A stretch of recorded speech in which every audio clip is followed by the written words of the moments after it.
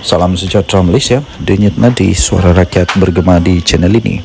Terima kasih kerana terus bersama-sama di dalam channel ini untuk mendapatkan berita terbaru setiap hari. Bagi anda yang pertama kali berada dalam channel ini, sila pastikan untuk anda menekan butang subscribe, like dan share. Tekan juga tombol notifikasi untuk mendapatkan berita terbaru setiap hari. Denyut nadi suara rakyat bergema di channel ini, berita bermula sebentar lagi.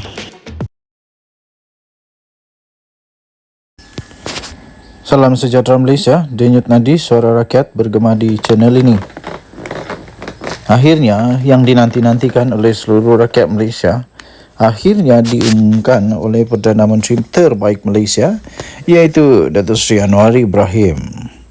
Beliau berkata, kerajaan tidak campur tangan dalam keputusan kes EKJS. Daripada Harapan Daily, 9 Februari 2024. Berita penuh. Kerajaan perpaduan tidak terlibat dalam keputusan kes Mahkamah Persekutuan yang telah membatalkan 16 peruntukan kesalahan di bawah enactment Kanun Jenayah Syariah /1 Kelantan 2019. Perdana Menteri Datuk Seri Anwar Ibrahim berkata, ia diputuskan oleh Mahkamah Persekutuan berdasarkan kuasa yang ada di bawah Perlembagaan Persekutuan. Katanya, ia juga tidak ada kena-mengena dengan Mahkamah Syariah atau kuasa negeri. Katalah, pada persidangan Dewan Undangan Negeri DUN bulan depan, Ketua Menteri buat beberapa undang-undang baru yang bercanggah dengan kuasa negeri dan kuasa Perlembagaan Persekutuan. Maka boleh dirujuk dan Mahkamah Persekutuan akan mendapati sekiranya bercanggah, akan membatalkan undang-undang yang dibuat pada sidang DUN, katanya. Anwar berkata demikian ketika beliau berucap pada majlis perjumpaan bersama penjawat awam Negeri Melaka yang turut dihadiri oleh Ketua Menteri Melaka Datuk Seri Abdul Rauf Yusof di Pusat Dagangan Antarabangsa Melaka di Air Keroh. Sekian berita denyut nadi suara rakyat bergema di channel ini. Jangan lupa untuk tekan butang subscribe, like dan share. Malaysia kita punya, cinta Malaysiaku, kita jaga kita jumpa lagi. Bye-bye.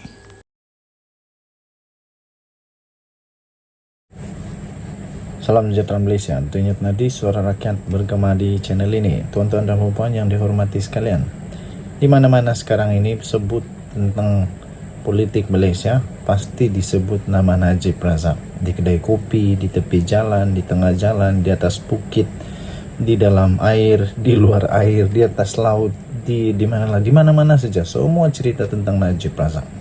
Najib Razak yang dapat pengampunan separuh dan semua separuh lah. Penjara separuh. Lepas itu apa lagi? Dia punya denda daripada 200 juta kepada 50 juta. Semua itu sepatutnya mereka bersyukurlah. Sebab kenapa? Ramai orang yang pernah melakukan jenayah di Malaysia ini tidak pun dapat pengampunan sampai begitu. Malah ada yang terus reda, tak apalah, insaf lah sampai bila-bila pun tidak dapat. Tapi UMNO tetap berusaha untuk mau supaya dia dapat pengampunan penuh. Baru setahun lebih sudah begitu. Sabarlah. UMNO patut lupakan terus Najib.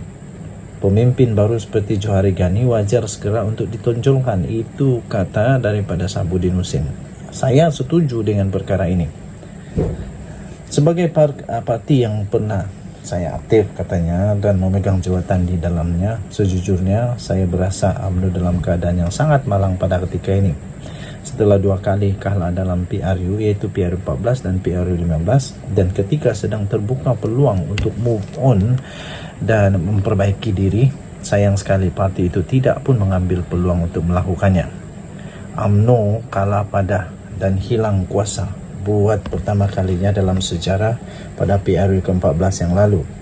Ini semua antara puncanya ialah kerana Najib Razak dan skandal 1MDB yang melingkari pentadbirannya. Memang betul. Siapa yang boleh nafikan itu? Tidak ada yang boleh nafikan. UMNO pada ketika itu hanya menang berapa? 54 kerusi parlimen saja. Dan jika dicampur atas nama BN, kerusi yang mereka menang hanya 79. Kemudian pada PRU 15, ianya menjadi semakin teruk dan makin parah. Malah Ramai orang kata ini mungkin adalah pengakhir kepada hayat UMNO. Kenapa tidak? Pada PRU 15 November 2022, kalau kamu masih ingat, di mana pada ketika itu Najib sudah pun berada di penjara, kerusi yang mampu dimenangi UMNO merosot lagi, hanya pada berapa? 26 saja. Ramai orang pada ketika itu membuat analisis rakyat akan marah dan akan menyebabkan mereka akan tunjuk itu di mana di kertas undi supaya BN boleh menang, UMNO boleh menang dan seterusnya, dapat membela Najib di penjara. Tapi yang terjadi tidak. Yang terjadi hanya 26 saja mereka menang. Ini agak memalukan. Atas nama BN jumlah kemenangannya ialah 30, adalah tambah 4 lagi. Tapi 26 saja untuk UMNO. Apa yang nyata, meski faktor kemerosotan jumlah kemenangan itu mungkin disumbangkan oleh kepimpinan Ahmad Zahid Hamidi yang dikira lemah dan tidak membuat rakyat yakin kepada UMNO, ia juga adalah isyarat bahawa rakyat tidak bersimpati pun dengan pemeranjaraan Najib Razak. Mungkin agak terlaluan kalau dikatakan kemerosotan kemenangan UMNO pada PRU 15 itu kerana amat bergembira bila Najib dipenjarakan. Tapi penurunan angka daripada 54 kerusi kepada 26 adalah isyarat yang paling mudah bahawa simpati kepada bekas Perdana Menteri itu sebenarnya sudah tiada. Kalau rakyat atau pengundi ada simpati kepada Najib yang dipenjarakan, UMNO mungkin menang. UMNO mungkin menang pilihan raya dan tidak mungkin hanya ada 26 kerusi pada PRU 15 yang lalu. Mengambil kira perkara itu, UMNO sepatutnya sedar dan segeralah bermuhasabah dan berhenti daripada terus memperjuangkan nasib Najib ni. UMNO ada Muhammad Hassan. Kalau kita tengok kan, banyak sebenarnya yang ada kredibiliti untuk menggantikan Najib. Mengambil kira perkara itu, UMNO sepatutnya sedar, segera bermuhasabah dan berhenti terus untuk memperjuangkan nasib Najib. Najib patut dilupakan dan sudah tiba masanya UMNO perlu melihat kepada perlunya untuk menonjolkan pemimpin yang baru untuk menerajui parti itu. Fokus yang lebih utama sepatutnya ialah mengukuhkan kembali parti, bukan membela kepentingan seorang individu. Jika Zahid Hamidi dianggap lemah dan bercirikan detektor di mana cenderung memecat dan menggantung keahlian mereka yang menentangnya, kalau benar pula beliau bakal berundur kerana faktor kesihatan selepas menjalani pembedahan prostat baru-baru ini, pengganti yang ingin ditonjolkan tidak sepatutnya Najib Razak.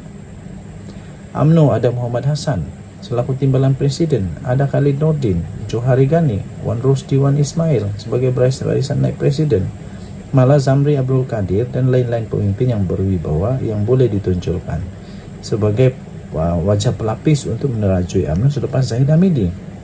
Begitupun banyak dalam perbualan dengan orang-orang UMNO, mereka merasakan Johari Ghani, kini salah seorang naib presiden UMNO serta menteri perladangan dan komoditi, adalah yang paling sesuai untuk menerajui UMNO jika parti itu inginkan keputusan lebih baik pada PRU 16 yang akan datang. Kata mereka, Johari mengetahui UMNO melalui proses pemilihan yang perlu diadakan sebelum PRU 16, disertai dengan tindakan membawa semula semua pemimpin parti itu yang digantung dan dipecat sebelum ini. Harapan untuk melihat saat ada sinar di ujung terowong lebih mungkin menjadi kenyataan. Tetapi agak mengecewakanlah bila kedengaran masih banyak suara yang mahu Najib segera digerakkan kembali. Memimpin UMNO sekiranya pada 29 Januari lalu, akhirnya pada 29 Januari benar-benar mendapat pengampunan penuh untuk menggantikan Zahid Hamidi yang disebut-sebut bakal mengundurkan diri. Kekecewaan penyokong Najib dan mereka yang takzub dengannya selain kerana bekas Perdana Menteri itu tidak diberi pengampunan penuh, ia lebih didorong kerana beliau dilihat tidak dapat kembali memimpin semula parti dan bertanding pada PRU 16 akan datang. Kenapa masih mahu disandarkan kepada Najib? Masih tidak sedarkan kepada hakikat bahawa UMNO telah hilang kuasa pada PRU 14 adalah disebabkan oleh Najib, dan kalah teruk pada PRU 15 juga berpunca kerana rakyat tidak bersimpati dengannya. Sekarang bila Najib hanya diberi pengurangan hukuman, gambaran paling ketara yang boleh dilihat ialah lebih ramai rakyat yang turut kecewa dan berasaskan ia tidak sepatutnya berlaku. Dalam hal ini, tidakkah UMNO sedar tindakan mereka berterusan yang membela dan memperjuangkan nasib Najib Razak ini, bahkan mahu terus berusaha lagi berusaha lagi agar beliau diberi pengampunan penuh dalam waktu terdekat ini. Ia adalah suatu tindakan yang bertentangan dengan keinginan majoriti rakyat. Apakah UMNO mahu hilang lebih banyak kursi parlimen pada PR16 akan datang? Sabudin Husin, 5 Februari 2024. Adakah lagi peluang untuk Najib? Bagi saya tidak ada peluang untuk dia menghidupkan semula UMNO. Kalau dia jadi pun lebih baiklah angkat pemimpin-pemimpin yang baru, yang bersih, yang tidak ada masalah. Itu yang rakyat mau. Jadi tak payahlah takzub sangat dengan Najib lagi. Sehingga berpecah lagi, macam-macam perpecahan terjadi lagi sehingga nama istana semua kena lagi dan sebagainya. Elakkan. Bagi saya, secara pendapat saya pribadi, betul kata Sabudin Husin, kasih tunjuklah pemimpin yang baru. Kita jumpa lagi. Bye.